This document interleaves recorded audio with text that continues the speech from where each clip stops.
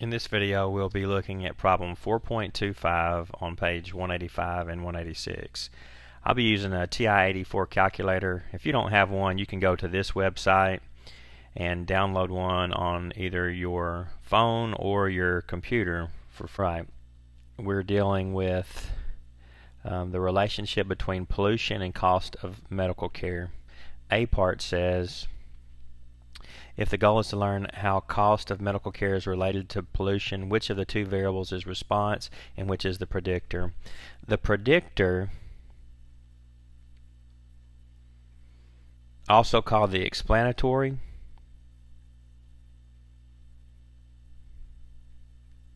is the X variable. Okay.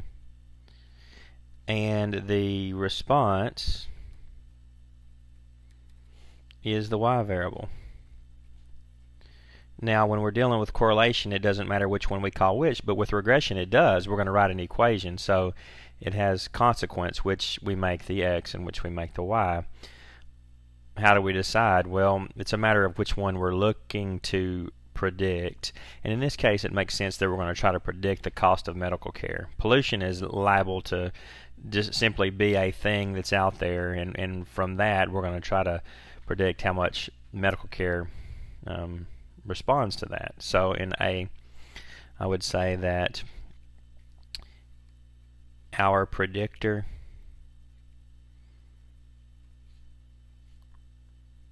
will be pollution,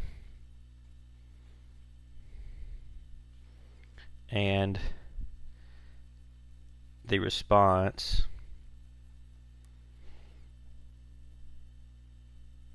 will be cost of medical care. B, construct a scatter plot. Describe any interesting features. Alright, I'm now going to use my calculator to make the scatter plot. I go into Stat and then Edit. In list 1 I've typed 30, 31, 32.1. These are the particular pollutions, and in list 2 I have the associated costs of medical care.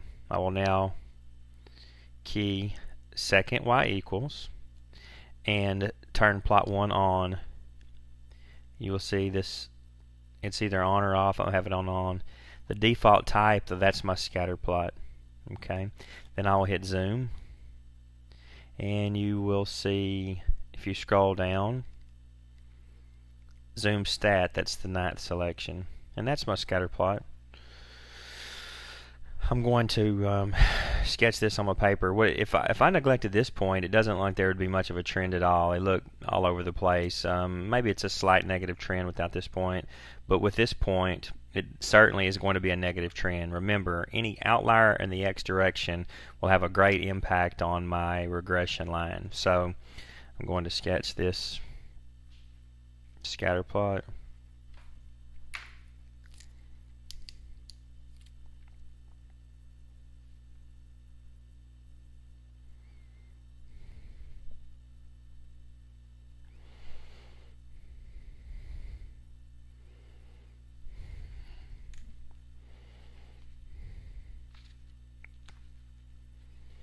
It's about like my data there. Alright. My X is pollution, and my Y is cost of medical care.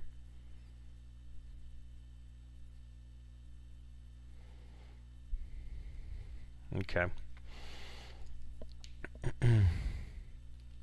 Describe any interesting features of the scatter plot. Well, this outlier is an interesting feature, and our general trend is negative. The form, is it necessarily linear? Perhaps. Alright, so remember our acronym for our describing our scatter plot was DOFS. Direction, outlier, form, shape. Our direction here, I'm going to call it linear. Pardon me, our direction is negative. Okay, that is, as the x increases, the y increases. Outlier, this one observation and this observation is an outlier in the x direction. That is, it's the west. Okay.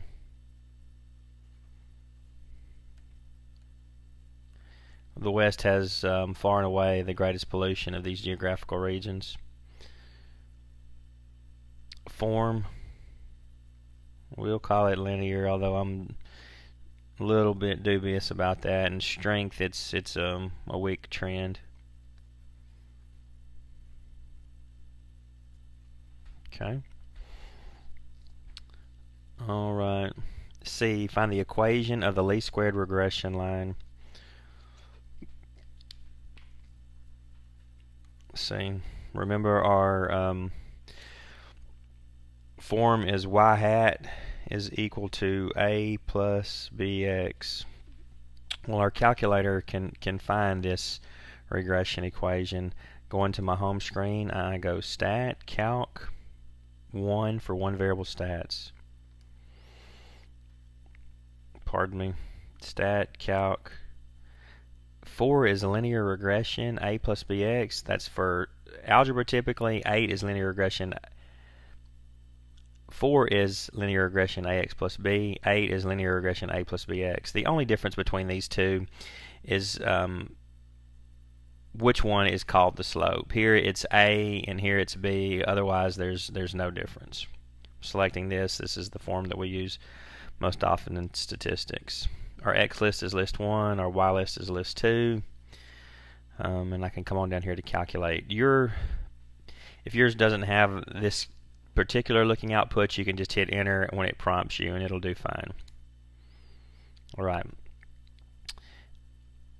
My y-intercept is 1,082 and my slope is negative 4.69. And you see my r is a negative 0.58.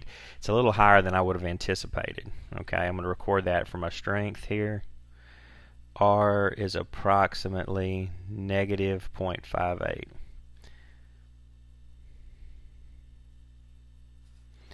R is approximately negative 0.58. Okay. Alright, so now I can, if your calculator does not output r squared and r, you can get it to do so by hitting second catalog, that's 0, and scrolling down until you get to D, and turn diagnostic on, and then it will give you r and r squared.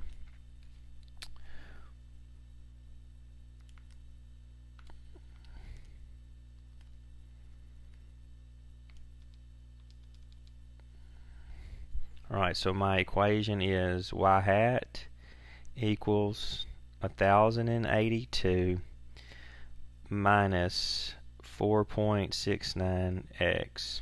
In this case, x is my pollution and y hat is my predicted medical cost.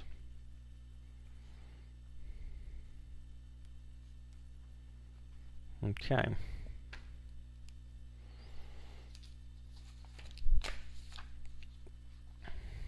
That is C. D. Is the slope of the least squares regression line positive and negative? Is this consistent with the scatter plot? Okay. We just said that our slope here was negative 4.69. M equals negative 4.69. Our slope is negative.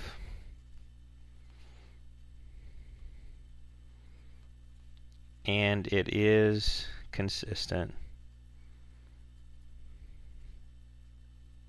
with our scatter plot. Okay, we saw that our trend indeed was a negative trend. All right. E.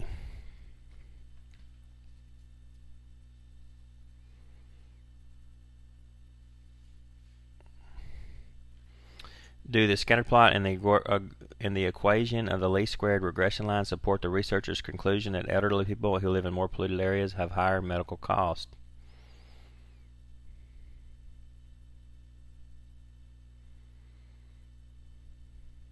No, we have a negative trend here. That is, as the pollution increases, the medical care costs tend to decrease. So, no is the answer to that. No. Since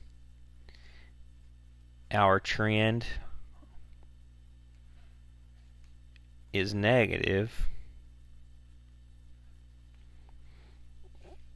the two variables are going to move in the opposite direction. Okay. Since our trend is negative, as pollution increases,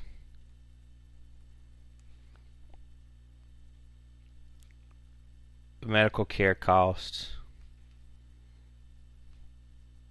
will tend to decrease.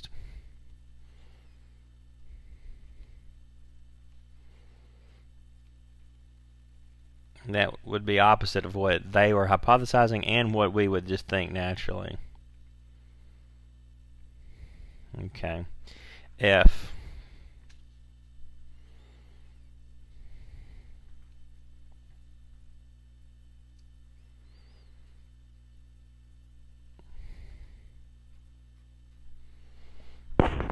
What is the predicted cost of medical care for a region that has a pollution measure of 35? So their question is, if X is 35, what is the associated Y?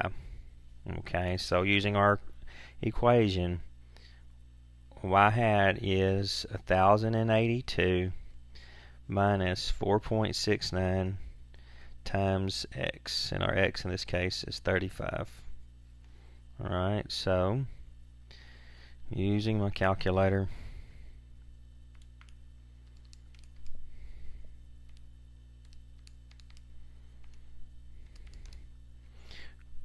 we get a predicted cost of 917.85.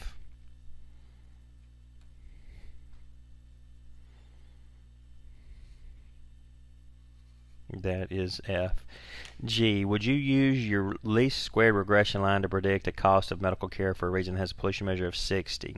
If so, what is the cost of the medical care? If not, explain why. Alright. So you may remember from our class discussion that extrapolation is using our prediction equation for values well outside of our domain, and we should not do that, or at least if we do, we should do it with particular caution. And 60 is a long way outside of the values that we have. So in this case, no, that would definitely be inappropriate. G. No, we should not use our model, that is our equation,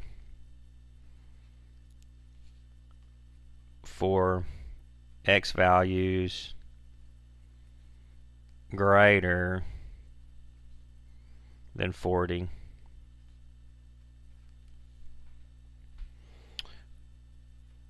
We do not know how the model will perform beyond what we have data for.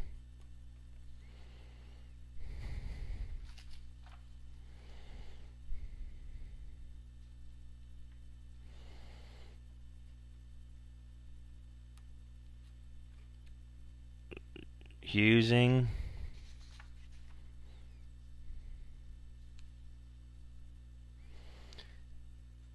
the model in this fashion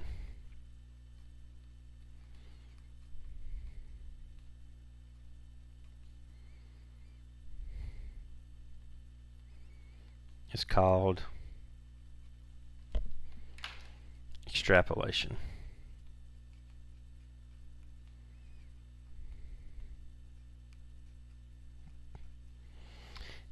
Extrapolation is using the model. Extrapolation is use of the model for values outside the domain. And you see people do it all the time. In the news we see that regularly.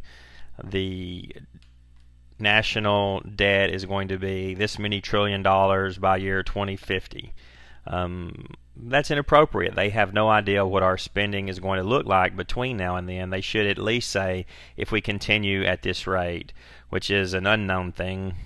Congress doesn't even know what our spending is going to look like a couple of years down the road, much less 25 years from now. So the model is only designed to use for values that are in our domain, and our domain was from 30 to 40. 60 is well outside that. All right. Hopefully you can answer the rest of the questions with this information.